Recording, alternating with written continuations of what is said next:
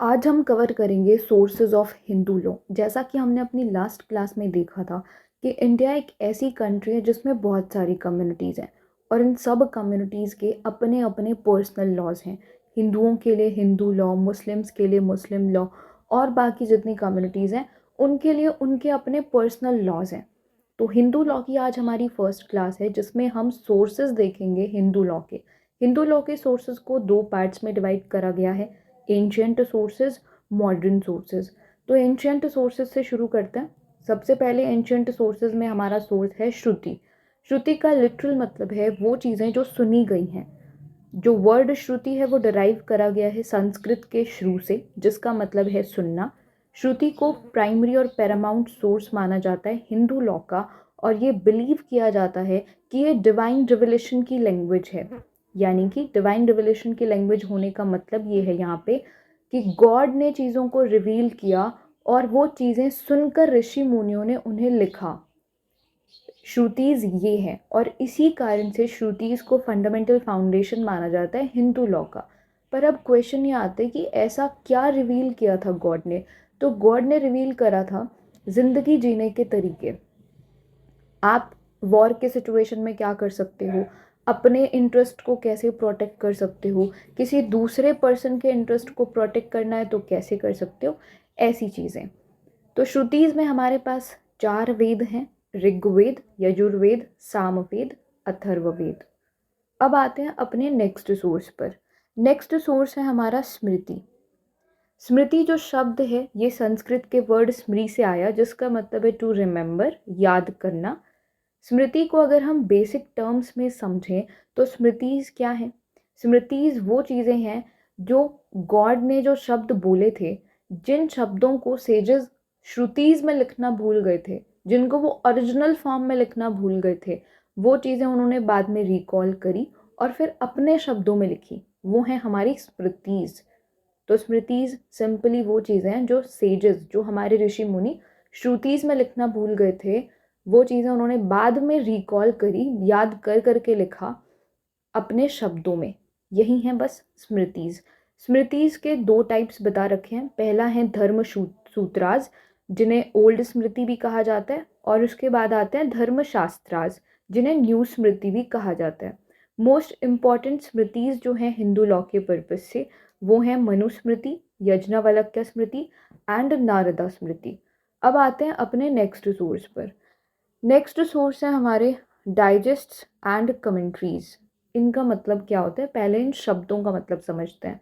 Digest का मतलब होता है सार, किसी चीज़ का क्रक्स निकालना, और कमेंट्रीज का मतलब होता है एक्सप्लेनेशंस। जैसे एग्जाम्पल आपने देखे होंगे एक्सप्लेनेशंस बेयर एक्ट्स पर भी, जैसे example commentary on Bharatiya Nyaya Sanhita, commentary on transfer of property act, कुछ इस तरीके से। तो डाइजेस्ट एंड कमेंट्रीज कैसे माना जाता है कि ये हिंदू लॉ का सोर्स है, वो अभी समझते हैं। जैसे जैसे सोसाइटी पे डेवलपमेंट हो रहा था, कॉम्प्लेक्स सिचुएशंस और प्रॉब्लम अराइज हो रही थी, जिसके लिए हमें चाहिए था एक कोडिफाइड लॉ, कि भाई कोडिफाइड लॉ होना चाहिए जो अथॉरिटेटिव एक्सप्लेनेशंस दे उन कॉन्ट्रडिक्शंस के रिस्पेक्ट में जो श्रुतिज और स्मृतिज को इंटरप्रेट करने में आ रही थी। ये जो कॉन्ट्रडिक्शंस थी ये इसलिए नहीं आ रही थी कि श्रुति स्मृतिज में कोई फॉल्ट था। इसका रिजल्ट ये था इन कॉन्ट्रडिक्शंस का कि स्कॉलर्स काफ़ी सारे थे जिन्होंने इंटरप्रेट करने की कोशिश करी श्रुतिज और स्मृतिज को, तो ये कॉन्ट्रडिक्शन सिर्फ और सिर्फ उनके इंटरप्रिटेशन में थी। एक स्कॉलर एक ही पॉइंट पर कुछ और बोल रहा है, दूसरा वाला स्कॉलर उसी पॉइंट पर कुछ और बोल रहा है, तो वहाँ पे प्रॉब्लम अराइज हुई। तो अब इसी प्रॉब्लम को के सॉल्यूशन में आए हमारे पास डाइजेस्ट एंड कमेंट्रीज, और रीज़न यही था इनकी ग्रोथ का कि सोसाइटी को ज़रूरत थी जो इंटरप्रिटेशन इन टेक्स्ट पर आए, श्रुतिज और स्मृतिज पर आए, वही है हमारे डाइजेस्ट एंड कमेंट्रीज। ये चाहिए इसलिए थे क्योंकि सोसाइटी को करेक्ट और प्रिसाइज पॉइंट चाहिए था श्रुतिज और स्मृतिज पर, ताकि कोई फर्दर एम्बिगिटी ना रहे, कोई फर्दर प्रॉब्लम क्रिएट ना हो इस इन कॉन्ट्रडिक्शंस की वजह से जो इंटरप्रेट करने में आ रहे थे। ये थे हमारे डाइजेस्ट एंड कमेंट्रीज। अब जो कमेंट्री है वो जनरली लिखी जाती है किसी पर्टिकुलर स्मृति पर, जबकि डाइजेस्ट या निबंध लिखा जाता है स्मृति मटेरियल की पूरी बॉडी पर। हमारे पास एग्जाम्पल है कमेंट्री का मिताक्षरा जिसे विजनेश्वरा ने लिखा, और डाइजेस्ट का एग्जाम्पल है दया भागा जिसे जमोतवाना ने लिखा। अब आते हैं अपने नेक्स्ट सोर्स पर। नेक्स्ट सोर्स है हमारे पास कस्टम। कस्टम क्या होती है? कस्टम को अगर हम हिंदी में देखें तो कस्टम का मतलब होता है प्रथा।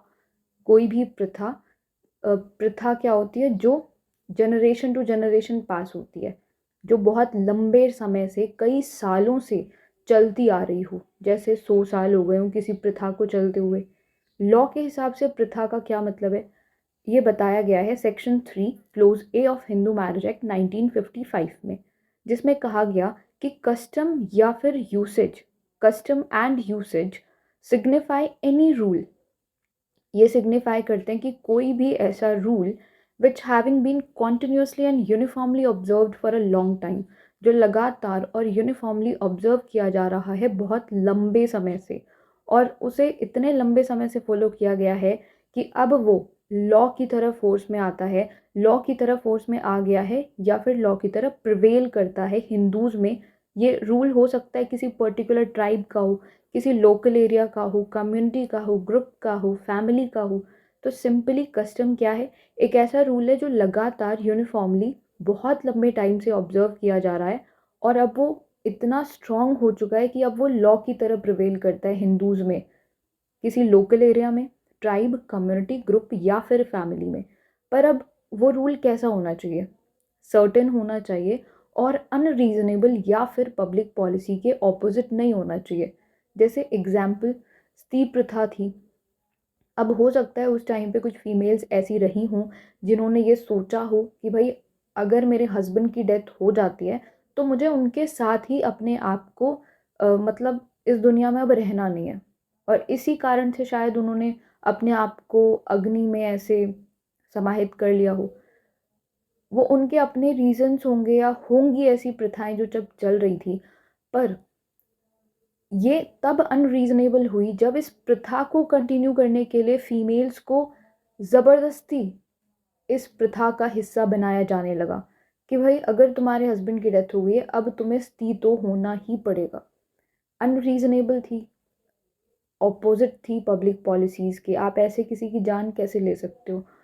तो वो चीज़ अब तो अबॉलिश हो चुकी है, कई कई सालों से अबॉलिश हो चुकी है।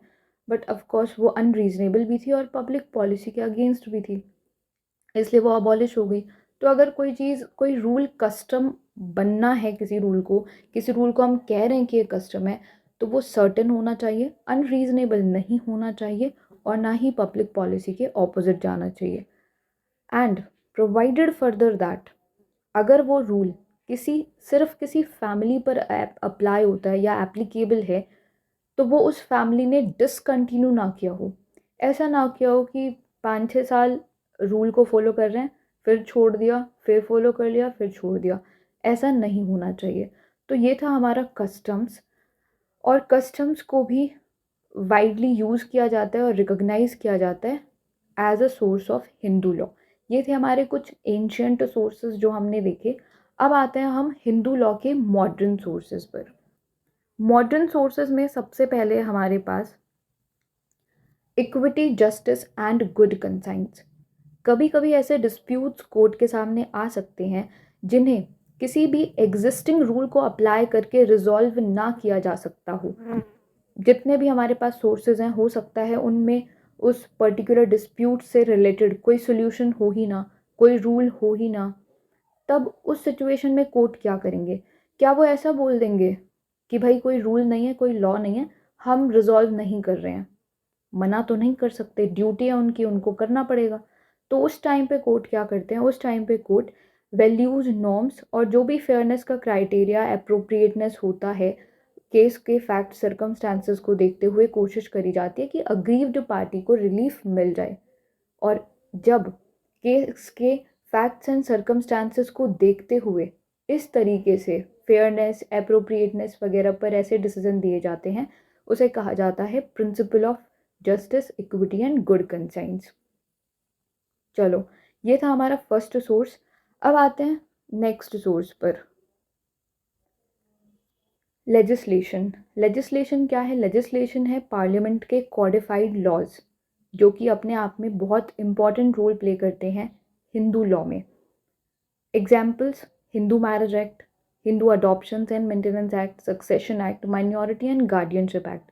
अभी देखो, अगर कोई डिस्प्यूट आता है कि ये शादी वॉइड है, तो किसको रेफर करेगा court? Section 11 of Hindu marriage act. ऐसे ही अगर कोई भी डिस्प्यूट आता है, कोई पर्सन कह रहा है कि भाई ये फीमेल जो है ये मेंटेनेंस लेने के लिए एंटाइटल्ड नहीं है, तो हम क्या देखेंगे? अडॉप्शन एंड मेंटेनेंस एक्ट के प्रोविजंस देखेंगे। अगर सक्सेशन से रिलेटेड कोई डिस्प्यूट आया तो वहाँ पे जाएंगे। गार्डियनशिप माइनॉरिटी से रिलेटेड कोई डिस्प्यूट आया तो हम उसको देखेंगे। तो लेजिस्लेशन अब अपने आप में जो हमारा कॉडिफाइड हिंदू लॉ है, जिसके रिस्पेक्ट में हमारे पास लॉज आ गए हैं, वो अपने आप में बहुत इंपॉर्टेंट सोर्स है हिंदू लॉ का। अब आते हैं अपने लास्ट मॉडर्न सोर्स पर, जो है जुडिशियल प्रेसिडेंट्स। जुडिशियल प्रेसिडेंट्स को भी एक बहुत ही इम्पॉर्टेंट सोर्स माना जाता है हिंदू लॉ का। पर जुडिशियल प्रेसिडेंट्स होते क्या हैं? बहुत सिंपल लैंग्वेज में समझते हैं। जुडिशियल प्रेसिडेंट्स होते हैं कोर्ट के डिसाइडेड केसेस। कोर्ट के डिसाइडेड केसेस किस तरीके से रोल प्ले कर सकते हैं एज अ सोर्स, कैसे? तो इसके लिए हम एक एग्जाम्पल समझते हैं। एग्जाम्पल लेते हैं हम, केस मुस्लिम लॉ से रिलेटेड है, बट समझने के लिए सिर्फ और सिर्फ जुडिशियल प्रेसिडेंट क्या होते हैं इसको समझने के लिए एक एग्जाम्पल के तौर पर इसको मैं यूज़ कर रही हूँ। देखो, जैसे एक केस था Shayara Bano versus Union of India का। इस केस में क्या हुआ था? एक मुस्लिम फीमेल थी। अब मुस्लिम लॉ में क्या होता है कि मुस्लिम लॉ में एक आदमी, आज के टाइम पे तो नहीं पर 2017 से पहले की बात है, मुस्लिम लॉ में एक मेल पर्सन अपनी वाइफ को 3 तलाक देके शादी ख़त्म कर सकता था। तो इस केस में भी यही हुआ था। तो जो फीमेल थी वो कोर्ट पहुंची, उन्होंने इस चीज़ को चैलेंज किया कि ये चीज़ अनकॉन्स्टिट्यूशनल है और ये नहीं होना चाहिए। कोर्ट ने कहा कि हाँ ये गलत है और ये नहीं होना चाहिए, और ट्रिपल तलाक को अनकॉन्स्टिट्यूशनल डिक्लेयर कर दिया और इसको एक पनिशेबल ऑफेंस बना दिया, जिसके लिए पनिशमेंट दी जा सकती है 3 साल तक। अब ये चीज़ किसने डिसाइड करी? ये चीज़ डिसाइड करी सुप्रीम कोर्ट ने। सुप्रीम कोर्ट हमारे देश की सर्वोच्च न्यायालय है, हमारे देश का सर्वोच्च न्यायालय, सबसे बड़ी कोर्ट है सुप्रीम कोर्ट। ठीक है, तो अब जब सुप्रीम कोर्ट ने डिसाइड किया है तो पूरे भारत पर अप्लाई होगा ये डिसीजन। अब पूरे भारत में कहीं पर भी अगर कोई भी ऐसा मामला आया, सेम मामला, कि भाई किसी हस्बैंड ने अपनी वाइफ को ट्रिपल तलाक दे दिया है, तो उसका डिसीजन, सुप्रीम कोर्ट ने जो डिसीजन दिया था वो लोअर कोर्ट भी उसी डिसीजन को फॉलो करेगी। इस तरीके से जो डिसाइडेड केस लॉज हैं वो as a source of law act करते हैं, ये होते हैं जुडिशियल प्रेसिडेंट्स। ठीक है, अब सिर्फ ये एग्जाम्पल था मुस्लिम लॉ के रिस्पेक्ट में जुडिशियल प्रेसिडेंट को समझाने के लिए, तो प्लीज़ आप कंफ्यूज मत होना कि हम हिंदू लॉ पढ़ रहे हैं और एग्जाम्पल मुस्लिम लॉ का है। सिर्फ प्रेसिडेंट को समझाने के लिए एग्जाम्पल दिया है कि प्रेसिडेंट क्या होते हैं। तो इस तरीके से जो हमारे डिसाइडेड केस लॉज होते हैं वो as a source role play करते हैं, काफ़ी इम्पॉर्टेंट। तो अब समझते हैं precedent. Precedent means following the decision of a higher court by a lower court if the decision involves a common question of law. Precedent का मतलब है हायर कोर्ट के डिसीजन को फॉलो करता है लोअर कोर्ट अगर उनमें कॉमन क्वेश्चन ऑफ लॉ है तो। जैसे इस केस में ट्रिपल तलाक का मामला ही सुप्रीम कोर्ट ने डिसाइड किया था, ट्रिपल तलाक का मामला ही लोअर कोर्ट के पास आया था, तो सेम क्वेश्चन ऑफ लॉ हो गया ना, इसीलिए डिसाइड कर सकते हैं। अब जो लोअर कोर्ट है वो सुप्रीम कोर्ट के डिसीजन के अकॉर्डिंग ही डिसाइड कर देगा। ठीक है, तो अब आगे लिखा है कि सुप्रीम कोर्ट के जो वर्डिक्ट्स हैं वो पूरे भारत के सभी कोर्ट्स पर अप्लाई होते हैं, और जो हाई कोर्ट के जजमेंट होते हैं वो उनके रिस्पेक्टिव स्टेट्स में लगते हैं। अब हाई कोर्ट्स जो हैं हमारे पास कैसे हैं? जैसे एग्जाम्पल इलाहाबाद हाई कोर्ट हो गया, तो इलाहाबाद हाई कोर्ट के जो डिसीजंस रहेंगे वो उसके रिस्पेक्टिव स्टेट में लगेंगे, unless they have been revised और amended by the Supreme Court. अगर सुप्रीम कोर्ट ने हाई कोर्ट्स के जजमेंट में कुछ अमेंडमेंट कर दिया, कुछ चेंज कर दिया तो अलग चीज़ है, अदरवाइज वो स्टेट में लग जाएंगे। If there exists an important issue on which legislation is silent, the courts throw light on such matters and define the law. अगर कोई इम्पॉर्टेंट इशू है जिस पर लेजिस्लेशन साइलेंट है, यानी कि कोई कॉडिफाइड लॉ है नहीं हमारे पास, तो उस टाइम पे कोर्ट्स भी तो मैटर्स को डिसाइड कर सकते हैं। ठीक है, तो ये थे हमारे सारे sources, ancient and modern sources,